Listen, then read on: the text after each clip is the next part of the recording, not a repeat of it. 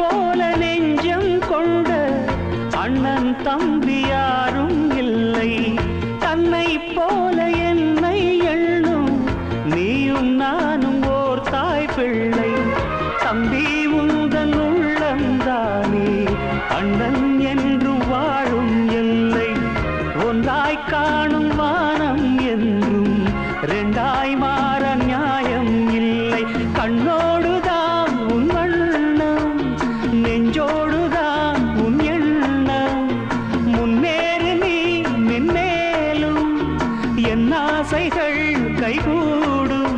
இந்த நேசம் பாசம் நாடும் வாழ்க தென்மதுரை.